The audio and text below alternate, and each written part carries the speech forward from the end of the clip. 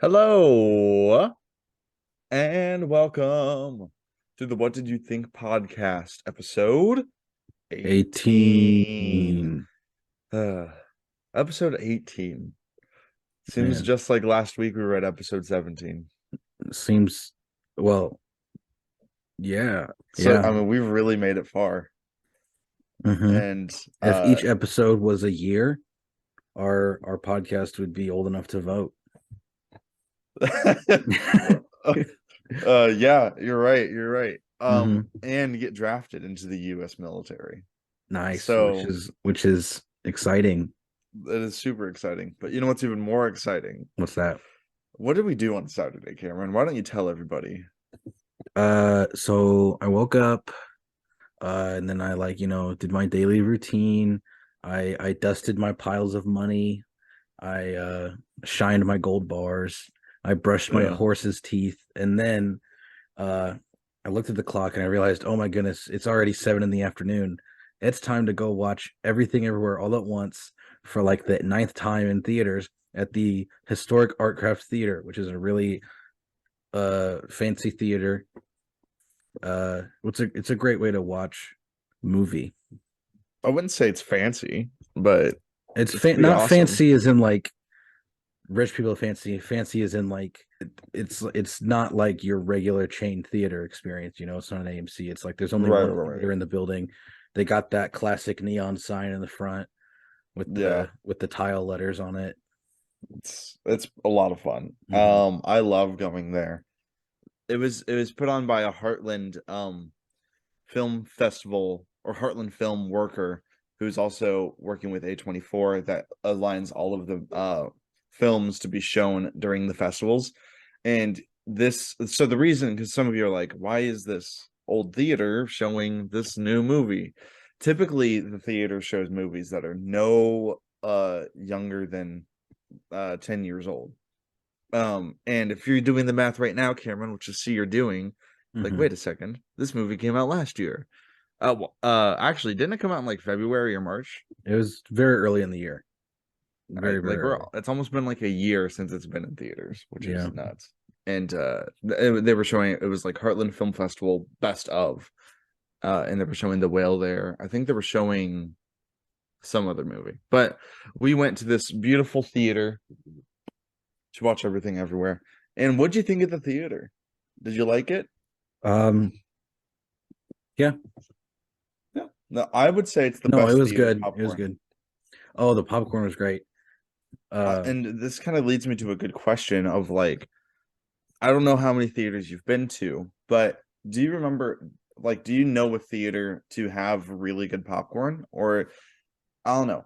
To me, I've always thought like AMC has had like fine popcorn.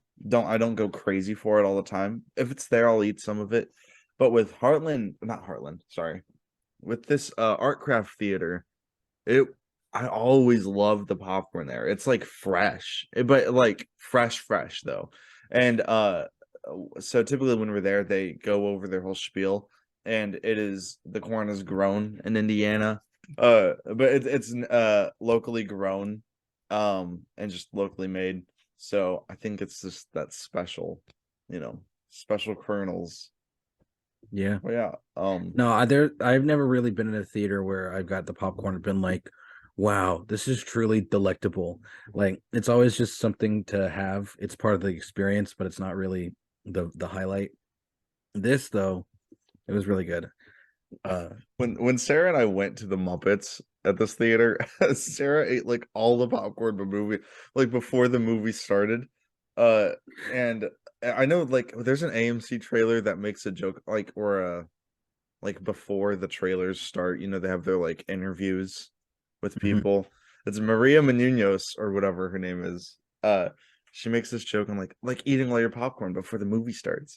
And I was like, that's so dumb. No one ever does that. Well, I met Sarah a while ago. But Sarah I don't mean to say that. But say, but then Sarah walks in, and she eats like all this popcorn, by herself. Hmm.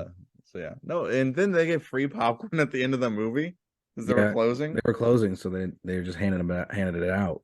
I will say we'll get into the movie in a second, but everyone there, their staff is all volunteers.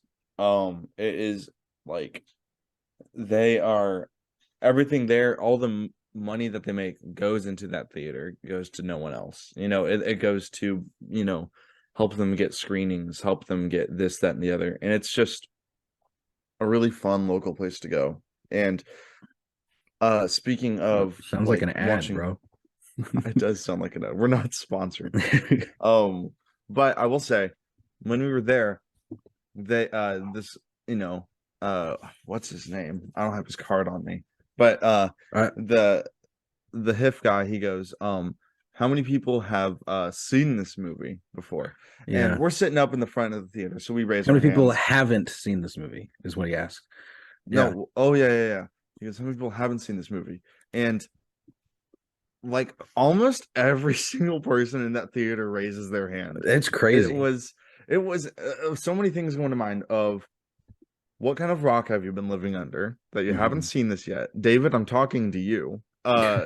And also no, Has he really he's not got seen like this? a yeah, well also okay, before we bash on him, he has like a 6 month old, I believe, or like 8 months, I can't remember exactly. But he has a young kid, so I get it's hard to go out and watch movies I with a don't see baby. that as an excuse. You need to I have a cage for my no. dog. I'm sure Yeah, you could just get a cage too. literally. Whatever. If you haven't seen this movie already, I don't care what your excuse is. You're not a good enough person. Yeah, yeah, I agree. But no, so many people haven't seen this movie in our theater, and somehow this viewing was very special, but it felt like we were watching it for the first time because you have Yeah. everybody. It's such a fun experience. It's Hmm. um, and I feel like a lot of people enjoyed it. And when we were going into it, uh, our first time watching it, Cameron, because we saw this last year, my expectations for this movie were like, yeah, this trailer's crazy. I'm expecting it to be wild, whatever. But there's no amount of like words that can be said to you or nothing to be said to you at all that can really paint you a correct picture onto what this movie is going to be like, you know? Yeah. So, but I'm talking too much, Cameron. So I'm sorry. Hey man. So, It, no, go ahead. I was gonna say that's okay. Well, then let's introduce the movie and then we can talk about it, okay? Yeah, you got it, bro. Okay. Everything Everywhere All at Once, directed by the Daniel Kwan and Daniel Scheinert, stars Michelle Yeoh, Stephanie Shu, Kei Kwan, and Jamie Lee Curtis alongside many others. All of which, Um except for the many others, all of the first four are nominated for their roles in this movie. yeah, and after watching this, Stephanie Shu really does need to get more love for this. Hasn't she won a bunch of awards for it already? She's won one award. That was the Independent Spirits Award for best like outbreak performance, I believe. She does deserve more wins for this. It's gonna be a tough road. I don't Going up think she has a against shot now anymore. I really don't. Carrie Condon. She's got it in the bag. I will Yeah. say, it's not in the bag at all, but she does have it. I believe in her. And then Jamie Lee Curtis is really good in this. It's just, is this Oscar worthy? Actually, as I was watching it, I was starting to kind of be more and more understanding of how she got nominated. Is she gonna win? Absolutely not. No, There's no but planet where this wins. Michelle Yeoh, honestly, I've always her performance has never stood out to me when watching this movie because a lot of things stand out to me watching this movie. Right. Um, There's so much, like, this is such a rewatchable movie. Every time you watch it is just a different and experience. when watching this, I was really wanting to focus on Kei Kwan and Michelle Yeoh, and just like I know they're both fantastic, and I was Hmm. like, let me just observe how they're doing this and what they're doing, And Michelle Yeoh is crazy good in this. It is so good. She's a lot of fun to watch, and she might win it. She's like really like She getting has a good. shot, but I think just repeating myself from the Tar episode, that's really her only competition. To be fair, I haven't seen To Leslie, but I don't know. Anyway, but like Tar seems a lot more like an Oscar winner to me. Mm-hmm. Like I still am fully under the belief that Everything Everywhere is going to win most things, including Best Picture. But from an acting perspective, uh, I still think Kate Blanchett gets it this year. I think so too, but I would not be surprised if Michelle Yeoh wins. So, Mhm. yeah, and then of course we're repeating ourselves, but Kei Kwan is a fantastic human being. The, But no, he's so good in what's this. frustrating is like the Academy, the Oscars have done the whole thing where they've shocked the world with incredibly stupid acting picks, like framing an entire Oscar ceremony around giving Chadwick Boseman a posthumous Oscar and then That giving it was to so Anthony weird. Hopkins. The one year I don't watch it because didn't they do Best Picture before Best and They Best saved Actor was Best the final Actor for award? last, which is like, oh, this is a everyone knows who it's going to. So this is just a nice way to honor his legacy. And then Anthony Hopkins gets it and he's not there and they didn't let him submit a speech, a recorded speech either. So the last thing that happened is just Anthony Hopkins, thank you, credits. Like it was so I read weird. somewhere he was like asleep on vacation when he won the Oscar. He Like wanted to that send is a video, they didn't let him. why didn't they? I don't know. Let me ask the Academy. When we Yeah. get into the Academy, we're gonna ask them. Hey, Oscar, yeah, I need to talk to your manager. Oh, That's what I'm gonna say. yeah, and then that'll be good. That'll get to them. This movie deserves pretty much every nomination it got. What do you mean pretty much? I'm thinking, okay, don't get mad at me. Too late? Uh, Costume design Bro, is great in the movie, but it seems like it's kind of like, oh, these are wacky costumes to get now. Like, I like the costumes. nope, I nope, really do. nope. Bro, So this is not a that's my hot take of the episode. That's my yeah, hot take your of the hot take of the episode. episode is also your false take of the episode. I don't see it winning, but it is definitely deserving of a I nomination. think Elvis has that in the bag too. Probably. But this isn't our Oscar episode. I'm so sorry. That's next week. Um, anyways, Cameron, And if you want to what know did what you we think about the Oscars as a whole, there's a nominations episode out. Everyone should check out right? pre-Oscars. Anyways, Cameron, what did you think of the movie? Bro, okay. There's so much to say, but it's like what hasn't already been said, you know? Right, And it's difficult to talk about this spoiler free because you have to go into this movie blind. You just have you to. really do. I'll just say this. It's probably my favorite movie ever. And Yeah, that's not like is that it? that's not really a hyperbolic statement.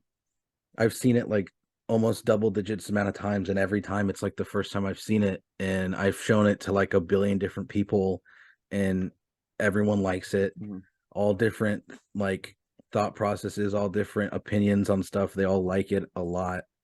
I've showed this movie to one person that did not like it, and Yikes. that was my mom. She was not into it. Yikes. What did she not like about it? She okay, so I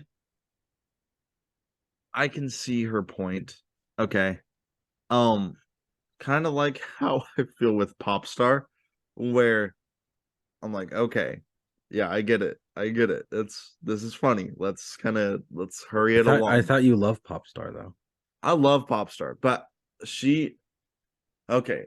I my mom's not here to defend herself. Um, so She's That's not what you some. think. Come on back. We got her. Yeah. No, why is she at your house? Oh, my fears. No, she felt like it's just so much. It's hard to enjoy because it's like everything. You know what I mean? Yeah. Uh, and she thinks it's a bit too long, and she said she likes the message with it, and she loves the relationship with the characters, and she likes watching that story. She just thinks all of the extra stuff is unnecessary, and she didn't think it funny. Kind of like why she doesn't think Auntie Donna or like Nathan Fielder is funny is because Yeah. it's like not even Nathan Fielder. Nathan Fielder is funny. She's just wrong for that. But her like just goofy humor is just not her thing. Yeah. She's more of like a setup and deliver type joke instead of like hot dogs for fingers in the 2001 reference. Like I think that's hilarious. That was probably a spoiler. So, sorry about that. But also if you haven't seen the movie, you You're a idiot. bad person. Yeah, that's what You're a we bad established person. earlier. You're a bad person. Movies where I watch it and I try to like imagine how on earth you would possibly write it with just so many moving parts and everything going on. It's just like a masterful script, really. And then seeing it unfold is insane. And then you realize, or you look up after the fact, oh, it was made for 25 less than $20 million, and there was only 5 special effects artists, and like it's just the level of quality that it reaches on such a low kind of budget. It shows how attainable filmmaking has become with modern technology. And Mhm. yeah, $20 million is a lot of money, but when you think about it, the price to admission when you look at the average Hollywood movie seems a lot bigger than it actually is. Right. No, So it is so impressive. I didn't mean to interrupt you. I'll let you no, you're finish. good. You're good. But it's very impressive what this movie can achieve without having this superhero movie budget. You know, it's super incredible and honestly is really inspiring. Yeah. Uh Now I'm not saying like you and I can create something like this. Oh, Maybe we I made can one. I made one yesterday, just like this. in one day. Yep. Uh no, but like this is so I kind of look at this way that I do with Parasite, which is for different ways. Parasite is a simple idea, but done in an incredible way, and for a minuscule budget, where it's like you can take this simple idea and you can create one of the best movies ever made with it. Whereas you can take something like this where you don't have a huge budget for it, you can do anything that hops in your mind. You can just write it down and put it into a movie, and hopefully it'll be good. But this should be inspiring, and I don't think it should be um diminishing because Right. every single time I watch this, I've always thought like, I want to make something. I want to make something. I want to make something. And I've said this before with Nope. I felt the same way when I saw this. I was like, I love this. And I think with such a goofball of a movie, with everything happening in it, with every insane this, that, and the other, really is opening the door wide for more uh creativity and more originality within making movies. And I think this should be something to be excited for. You know, I'm not saying that this is the best movie ever made. You know, uh it's up there. But I think it's truly like uh going to be like changing the way how people, and hopefully for the better, but how people and filmmakers are going to watch and make movies. Yeah.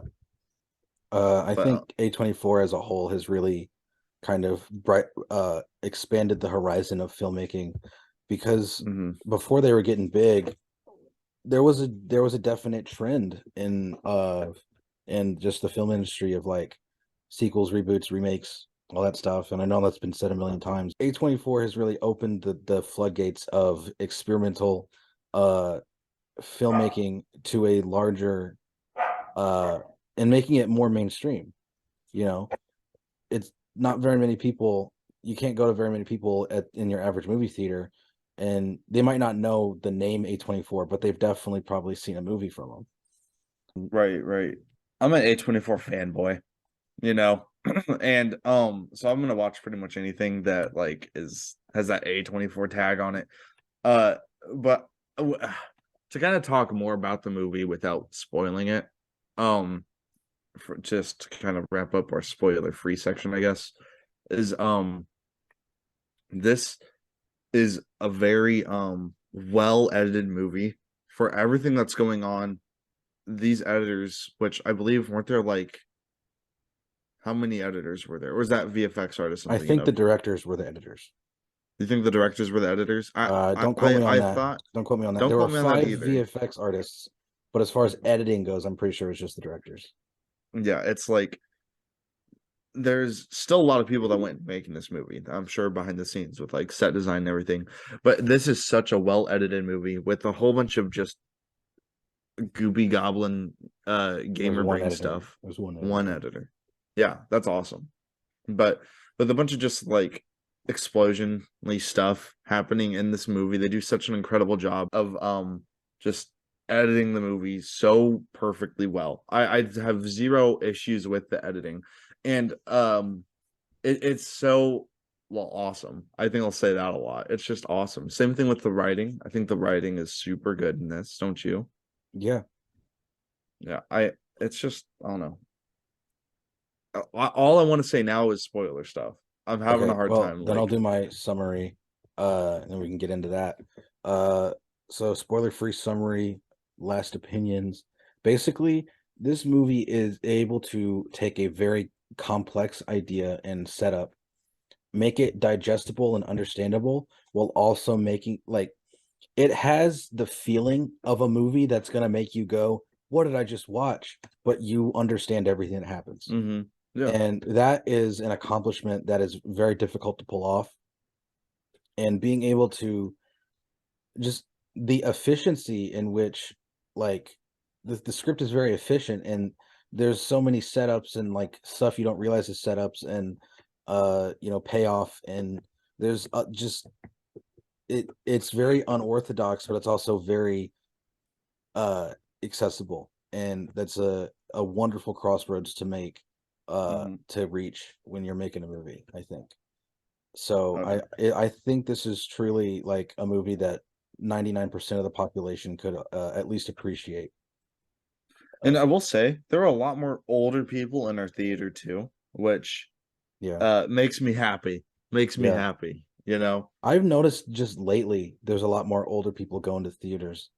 I'd say like I don't know why I keep bringing this up, but Skinamarink, when I went to go see Skinamarink, Shut up about it was like Skinamarink. 50-60% old people, which is kind of I, crazy.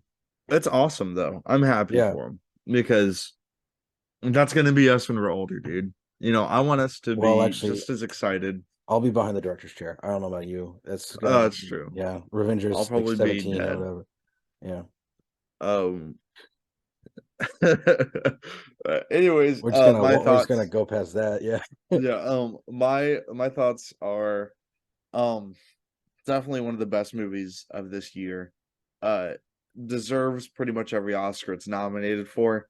And I am super excited and nervous to see what the Daniels are going to make next. Yeah. If you can even follow this up. Like, you know what I mean? Don't I feel even like they think this is my Daniels. I know you're watching. I know you're fans. I get your messages all the time. Your handwritten letters mailed to my house all the time. All right. Thank you for watching. Please never make a sequel to this movie I don't think they will. ever. Ugh, Eh, if they do, that'd be so frustrating. Like they have it's perfect. And if it ain't broke, Don't fix it. don't fix it. You know? So I'm just saying, like, they did shoot themselves in the foot by making such an incredible movie. I don't think so. No, I'm messing around with that. Yeah, But I'm super excited to see how what they do filmmaking, how next. this is going to change filmmaking in general, Hmm. and you know, Hmm. just movies moving forward. But yeah, we can go So ahead and get I into our gotta, spoiler section. actually, we gotta, you know, our classic. We haven't done a tangent in a while because we've been doing some weird spoiler things already. But I do have a tangent, and this is a very specific and maybe, I don't know, maybe not for everyone tangent, because it Okay. specifically relates to Succession. But Oh yeah.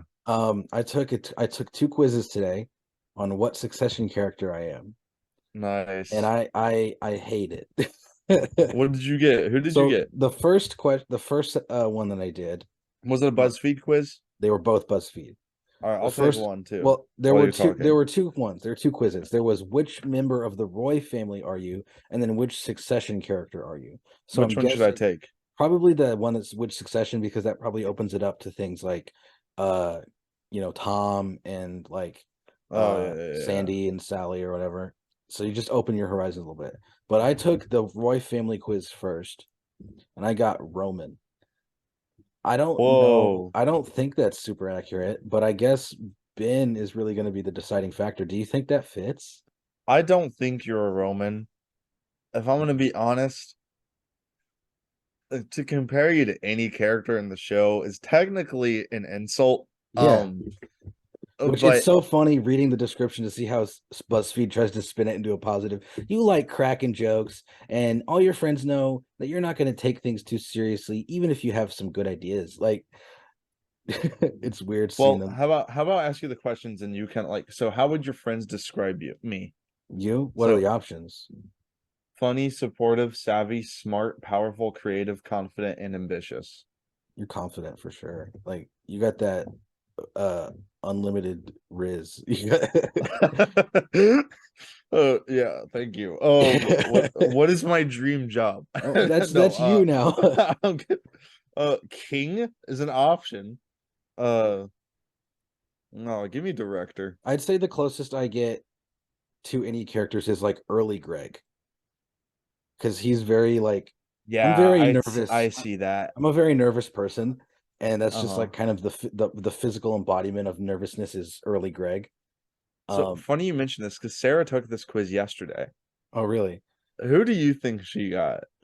Sarah, did she take the Roy family quiz or the character quiz? It doesn't really make She that took much the difference. character quiz. Sarah, I don't know, because there's not really very many people who are like Sarah in that show. Mostly because Sarah's a good person, and there's no good people on Succession. Um, the closest I can think of is really like, what's Logan's wife's name? Marsha? Marsha, just because she's very quiet and Sarah's kind of quiet. Right. She got Tom. That also fits kind of It's weird. It does fit, but it's like weird. not really, but also kind of. I Hold don't. on, what animal am I? That's up to you, man.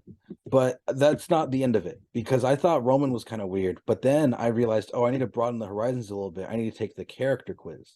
And this is when I completely lost my faith in BuzzFeed, because I got Shiv, and I don't know what that means, because it's not true at all. It's not accurate at all. And I hope Ben backs me up in saying that. Yeah. No, you're right. I You're need a right. You're right. strong disagreeing with that, No, man. you are right. Yeah, that's Yeah. terrible. Well, I just took it, and who do you think I got?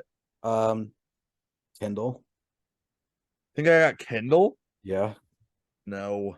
I didn't get Kendall. Get one more guess. Also Kendall.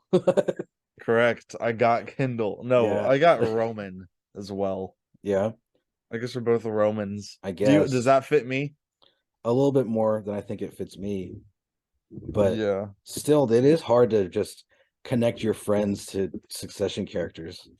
So why don't you start us out with a spoiler? Dude, shoot. A spoiler? Um, that's hard. I would say um Raccoony. Sure. No? Is that a spoiler? Uh, Close enough, I guess. Um, so I don't actually, surprisingly enough, I don't have a lot to say. I know you might have some to say, so I actually want to start out the spoiler section by talking more specifically, but still in general terms. Um, the first thing I'm gonna bring up is the fight choreography. It's great because the main actors all do their own stunts, which is to be expected from like a Michelle Yeoh and stuff. But Hmm. it still enhances the movie by a lot because you can just have your actors doing everything. You don't have to have tricky camera angles or anything like that. So that's nice. And the fights in this are creative and like in two different ways. They're creative just in that it's good fight choreography, but also in just the way the fights are going on, like Hmm. a fanny pack being used as a weapon, or like the weird stuff people have to do to get their multiverse powers is like the way you incorporate those things is very similar to the way a D&D fight might be composed, where it's fun to fight people, sure. But if you add extra elements that the people fighting also have to be aware of, that adds to it.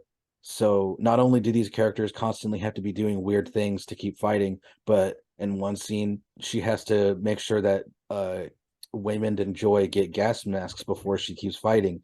And another scene, she has to like the guy when Waymond's doing his paper cuts, the paper cuts aren't happening the way he like on purpose and stuff. And so it's just adding an extra level to a fight scene that makes it more interesting than if everything just went according to plan all the time. Right, right. Uh, one scene in particular that I think really is a good example of that is when Michelle Yeoh and this guy are fighting, and they both hit each other in the head and lose connection to their powers, and they Yeah. have to do something weird to where she's trying to prevent him from gaining powers again, and the way he's trying to gain powers is by sticking something up his butt, and this whole fight scene is of them trying to like beat each other to then her making sure he doesn't get his powers. So she's like moving around this thing or whatever, and he's trying to stick something up his butt. And it's like it adds such a level of physical comedy and like just straight up enjoyment from watching this because Right. it, I don't think I was ever worried for Michelle Yeoh when she's fighting in her scenes. I think that it was like just more of me with a smile on my face when like all of the stuff is happening. Same thing with Huy Quan in the first fanny pack fight scene. I think that's like one of the best fight scenes in the movie because it's like long, long single takes, and it's like really well performed by everybody. It's super impressive. But yeah, Right. It's just like you know that a main character in a 2 hour movie isn't gonna die at the 40-minute mark to a random villain, like a random henchman. right. So how do you continue to make fight scenes exciting in those extra ways? It's just Mhm. they constantly put these fight scenes in context that make it an elevated experience than what it could usually be. Right. The other thing I wanted to talk about is more of kind of all encapsulating point. So I'll go ahead and let you say whatever Yeah, first. I will say so. The score was performed by Son Lux, if I'm pronouncing that incorrectly, forgive me.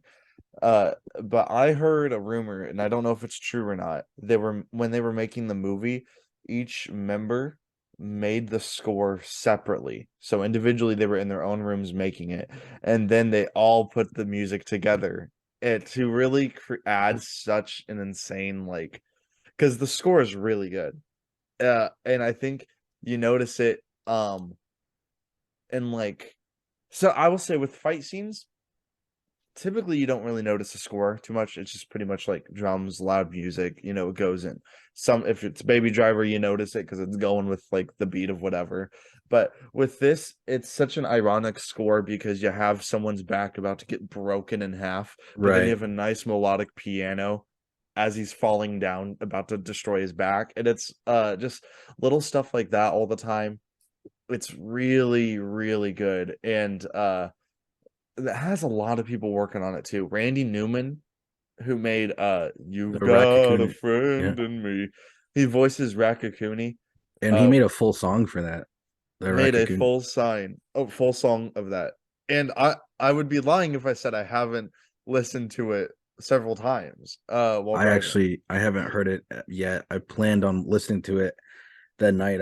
I watched the movie again, but I just forgot. It's But very good. yeah, We're a family. Anyways, it's super good. Um, so yeah, I would say the score is something so fun. And just another reason, like everyone involved with this movie went 110%. yeah, They gave it their all. It was it was like they were trying to win everything, you know? Not only was it just it felt like something that these guys, because I heard that or maybe the guy at the theater said this when they made Swiss Army Man, every joke and every idea that they had that they couldn't put into Swiss Army Man they put into this movie. I don't know to what degree that's true, but I will say it feels like it because there is insane amounts of everything happening, and it's the it, title doesn't lie. no, it really doesn't. And this is such like um how what is the word I'm looking for? That everyone cares so much about this when they're making it, and you can really tell Yeah, things don't feel rushed.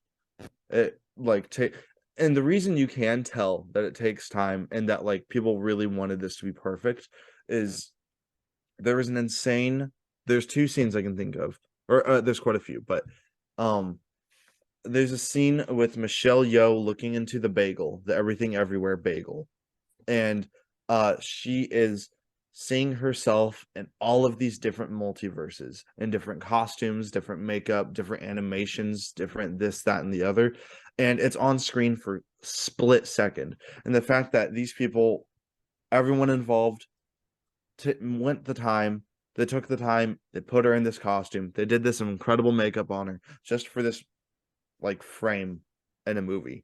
And there's a scene where they're fighting and they're like transporting to different multiverses, and they're in a courtroom for one scene that lasts like 5 seconds, and they have cast members in the courtroom, they're in full on costume. It's like they cared so much to just you could have done that in CGI, you could have taken the easy way out for a lot of these things. And don't get me wrong, there's a lot of CGI in this movie, you know uh but it's like it works so well, yeah. this movie does as a whole. I want to read the screenplay just to see like how you even describe what's going on, you know? Oh yeah. I would love to see the behind the scenes too. I'm like really wanting to see like what I'm sure this there's probably some special features on a Blu-ray somewhere. This I don't know if this would ever get a Criterion release. I don't know what their criteria for the Criterion is, but I'd love to see some behind the scenes stuff for this. You're right. I wasn't looking too deep into the movie, unlike ending explained or whatever. I've never seen a video for that. I'm sure they exist for these, but I you know, I feel like you're not watching it to find the hidden messages and the hidden meaning for the movie. At least me, like I didn't watch it for that. I watched it because it had the A24 tag, and walked out being like one of my favorite movies I've ever Well, seen. there I don't know if there's like hidden meaning, but there is a very clear and present theme, I Well, would not say. hidden meaning. There is a theory that the events never happened, Oh yeah, and yeah, I don't care about like theories, I should say, for the movie. It's like MCU stuff. It's like I don't care. yeah. But no, it was spectacular. And I'll wrap it up so you can get to your thing. But uh again, you're stupid if you haven't seen this, David, and other people. Um and Douglas and other names. I mean, you're going to start naming people who will not see this because it's post spoiler warning if they haven't seen the movie, but Oh right. Yeah. Never mind, Douglas. I got off the hook. Uh no, you need to watch this, but I'm saying this in the spoiler section, so you're like, yeah, idiot, I have. So then I'll just stop. Well, Cameron, what'd you got? cool. I was actually going to talk about the themes and that uh part of the reason I love this movie so much beyond the in your face stuff as like the fight scenes, the camera, the cinematography, the editing, all that stuff. The story it's telling is one that I think is so important for the current world that we live in, and such a fresh take. That was when I watched it the first time, I was so relieved that it came to the conclusion that it did. Because I think that nihilism is a very prominent viewpoint and very popular right now. And I think it's also very destructive and not a good way of seeing things. And though this movie's take on nihilism and combating nihilism with optimism and like you weaponizing you're not really weaponizing, but utilizing positive thinking as a way to overcome the ups and downs of your life is such a great message, and it's something that I like that's very important to me. Like being an optimistic person is a huge deal for me. Mm-hmm. Especially, you know, I that was really challenged. Uh I because I'd always been proud of being a very optimistic person. But that was that was really challenged when the COVID stuff happened, and like basically the world went on pause and there wasn't a lot of things to be happy about, like maintaining a sense of optimism and just an ongoing sense of it's gonna get better someday, or there's always a reason to keep moving. Like it that isn't something that you see a lot in a meaningful way in movies and stuff. A lot of the times when you see plots where the point of it is like, hey, keep your chin up, kiddo, like it's an afterthought, but Mm-hmm. this is a very central idea of it, and it's so important to it wins the day at the end of in the end of the movie, is just the idea that yeah, it might not be the best right now, but there is something good, there is something to be happy about. That as a theme is so important to me, and because I think just people now more than ever are have a lot less, they feel that there's a lot less to be happy about, when I don't think that's Right. true. Right. No, you're right. Absolutely right.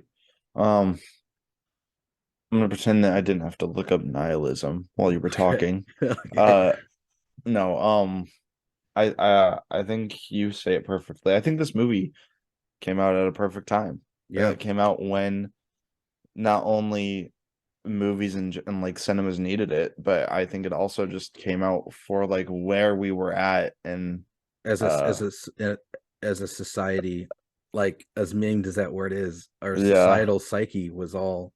I think for movies that have really benefited society, there's Joker, and then there's Everything Everywhere All Yeah, at Once. bro, Um, Joker, he just like me for real. he just lives in a society. Yeah, it's crazy. Yeah. No, that's all I really have to say about it. Yeah, I don't think there's anything I could follow up what I Yeah. just said.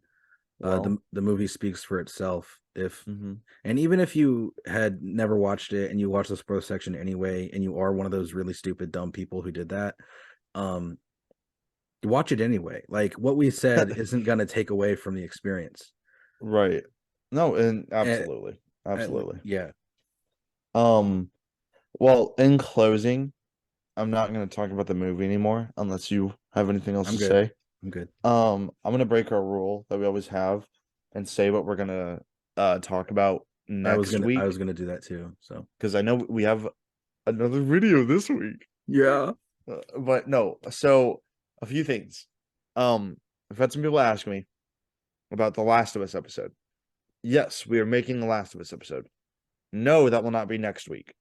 Next week is, of course, so Sunday the 12th of March is the Oscars. So we're going to be watching the Oscars and not The Last of Us on Sunday, but we'll be right. watching the Oscars and we're going to record an IRL Cameron, Ben in the same room makeout scene. And after that, after the love scene, we're also going to record an Patreon episode of the exclusive. podcast. Yeah. It's a yeah, The yeah. We're gonna record a live episode, and by live we mean just gonna be him and I, and it's not gonna yeah, be live, but it'll be us, and then the Last of Us episode will be the next week. the next week. So if you're not Last of Us lovers, that it'll be in 2 weeks. But yeah, so this we'll week we're gonna finish up the Oscar nominations. That you can expect that Thursday or Friday, and then like Ben said, Tuesday next week, or a couple days after the Oscars, we're gonna have our Oscar coverage, and then back to normal from there. Double uploads are gonna slow down and probably cease entirely. We'll probably stop. We might want to pull out a double upload every now and then, and Just we've always to said your toes. if we get big enough to where we could feasibly have a Patreon, we would love to do Patreon exclusive stuff. Yeah, I don't know why you're looking like that. We'll cosplay for you guys too. I specifically meant like a lot of podcasts have like Patreon. Oh yeah, episodes. that's what we're saying the same thing. Yeah, sure. We'll do hot tub live streams for you guys. I don't know what is happening, but it's not that. We'll come over to my house and watch a movie. All that to say, thanks for watching, guys. Yeah. All right, guys. He used us done. He's used us done. He disconnected. So I did that twice. Sorry, we can end the recording. My bad. We're just gonna end it there. Sure. Or do we just end it here? Now we're cooking while nobody's looking.